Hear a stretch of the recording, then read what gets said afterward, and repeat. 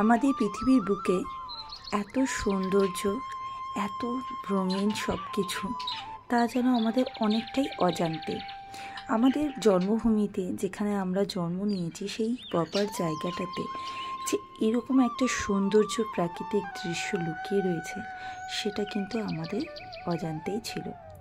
কারণ আমরা এতটাই কাজে ব্যস্ত যে আমরা যেখানে জন্ম নিয়েছি সেইখানেই যে অপরূপ সৌন্দর্য পৃথিবীতে ভগবান ঢেলে দিয়েছে, সেটা আমরা একদমই জানা ছিল না। তো সেরকমই একটা অজানার উদ্দেশ্যে একটা প্রাকৃতিক দৃশ্য তোমাদের সামনে তুলে ধরার জন্য আর আমরা উপভোগ করার জন্য কিন্তু বেরিয়ে পড়েছি তার উদ্দেশ্যে। তো আজকে একটা আমার বৃদ্ধির লুক শ্যুট ছিল, তার জন্য একটা লোকেশন দরকার ছিল। তো আমার এই রিসরাতেই একটু কাছাকাছি গেলেই সেখানে আমাদের ক্যামেরাম্যান, মানে আমার ছোট ভাই বলতে পারো, ওকে ভাই ডাকি, তো ওর নাম তন্ময়। তো ও আমাকে বললো, দিদি আমাদের এখানটায় একটা সুন্দর জায়গা আছে। তাই আমি বললাম কোথায়? তো বললো, তুমি আসো, আমার বাড়ির পাশ দিয়ে এত সুন্দর তোমাকে একটা জায়গায় নিয়ে যাব, তুমি দেখলে অবাক হয়ে যাবে। আর সত্যি ও যেরকম কথা দিয়েছে সেটা কিন্তু তোমরা বুঝতেই পারছো, একদম কথার দাম রেখেছে। মানে ঢুকতেই জায়গাটা এতটা সুন্দর, শুধু যেখানটা দেখো মডেল দাঁড়াবে সেখানের গাছপালাগুলো, ও কি বলবো, এখানে যে মানুষগুলো থাকে তারা কতটাই না ভালো, মানে এত গাছপালার মধ্যে কত শান্তিতে থাকে। মানে এখানে কারেন্ট গেলেও আমার মনে হয় না কোনো একটা অসুবিধা হয়। আর এখানে দেখো সূর্য ডুবে ডুবে অবস্থায়, সেই অবস্থায় জলটা কিভাবে স্রোতে বয়ে চলেছে। পুকুরের জলজ এত সুন্দর লাগে এক এক সময় দেখতে, সেটা কিন্তু এই দৃশ্যটা না দেখলে একদমই মনে হতো না। হ্যালো বন্ধুরা, good morning, welcome back to my channel. তোমরা কেমন আছো? আশা করি তোমরা সকলে খুব ভালো আছো, সুস্থ আছো। ছোটোকে ভালোবাসা, বড়দের আশীর্বাদ সাথে নিয়ে এখন থেকে ব্লগটা স্টার্ট করলাম। আই হোপ ব্লগটা দেখতে তোমাদের খুব ভালো। তো বন্ধুরা বলো, কত সুন্দর একটা লোকেশানে এসেছি, ভীষণই সুন্দর। তোমরা দেখতেই পাচ্ছ পেছনে সামনে ভীষণ সুন্দর একটা লোকেশান। তো চলো তোমাদের আরও কিছু ভালো ভালো জিনিস দেখাবো। আমাদের এখানে সত্যি শ্যুট করে আসা সার্থক হলো। তো চলো। নদী বয়ে যায় আপন স্রোতে, কেছায় তরে ধরিতে, তাকে ধরিয়া রাখার আমার সাধ্য নাহিরে। তো পুকুরের সামনে, এই গাছটার সামনে কিছু শ্যুট করা হয়েছে, কিছু ক্লিপ নেওয়া হয়েছে, ভিডিওস নেওয়া হয়েছে।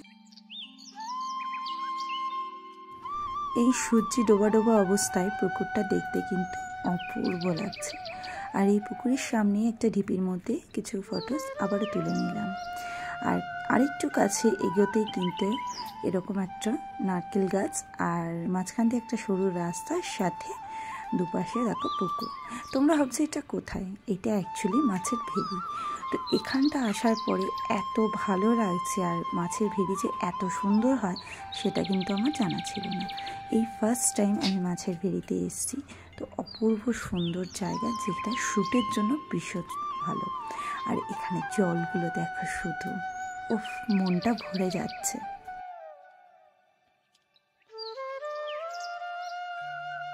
তো এখানে পুকুরের ঘাটে বসে কিন্তু আবারও ফটোস নেওয়া হচ্ছে। আর আমার ছেলে দেখতেই পেলে পা ডুবিয়ে জলে খেলছে। আর এখানে প্রচণ্ড পরিমাণে হাওয়া দিচ্ছে।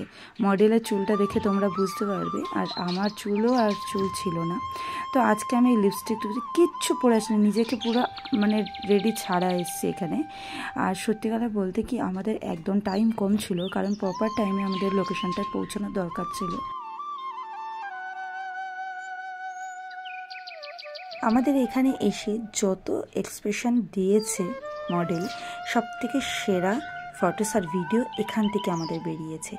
অপূর্ব লাগছে দেখো ওকে বসে এখানে। তো এখানে যদি একটু পায়ে আলতা হতো না, আর একটু সুন্দর লাগতো। তবে ওটা আমাদের মাথায় ছিল না। ওই যে বললাম, প্রচণ্ড তাড়াহুড়োর মধ্যে ছিলাম, আর তার মধ্যে রেডি করতে করতে কারেন্ট চলে গেছিলো। তো মেকওভারটা করে আমি ওখান থেকে বেরিয়ে গেছিলাম, আমার জায়গা থেকে, মানে আমার বাড়ি থেকে।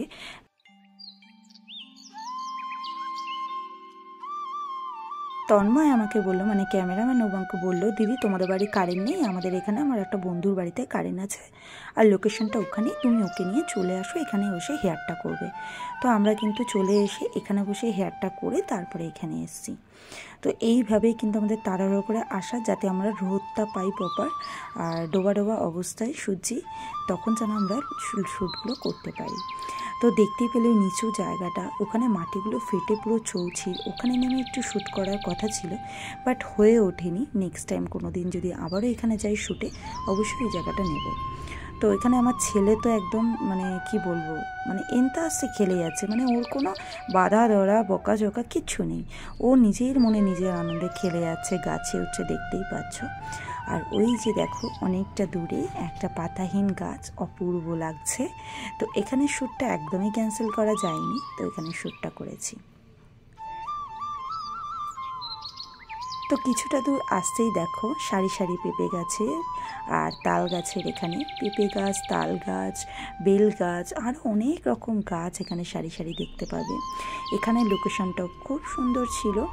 তো সবকটা লোকেশনের, মানে এই লোকেশনটা সবকটা জায়গাতেই কিন্তু ফটোস নেওয়ার জন্য একদম পারফেক্ট ছিল।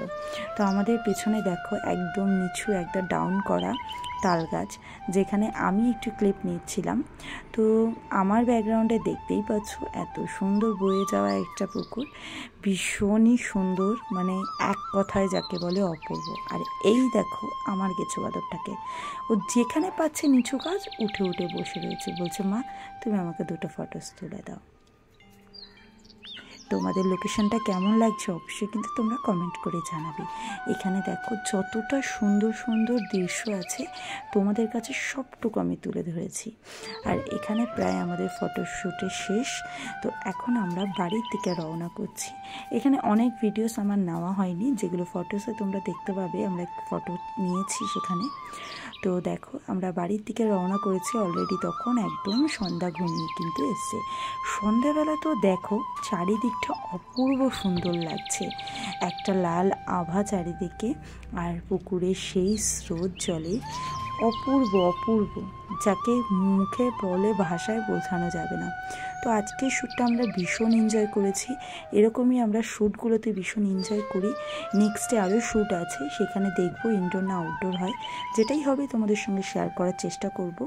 আর তোমাদের কেমন লাগলো অবশ্যই তোমরা কমেন্ট করে জানাবে।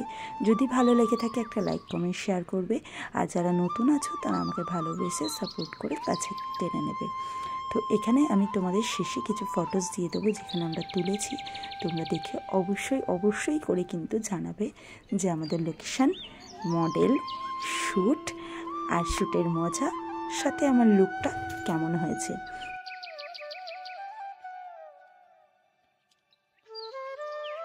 তো চলো বন্ধুরা, আজকের মতন ভিডিওটা এই পর্যন্তই। পরবর্তী একটা সুন্দর ভিডিও নিয়ে তোমাদের সামনে আসবো। তো আজকের মতন এই পর্যন্তই, টাটা। সকলে ভালো থেকো, সুস্থ থেকো, আর আমাকে সবাই বড়রা ছোটরা আশীর্বাদ করো, ভালোবাসা দিও, যাতে আমি এরকম আরও আরও সুন্দর সুন্দর কাজ করে আরও সামনের দিকে এগিয়ে যেতে পারি, অনেক মানুষের পাশে দাঁড়ানোর ক্ষমতা অর্জন করতে পারি। আর তোমাদের ভালোবাসা সব সময়ের জন্য আমি চাই। তো চলো, টাটা।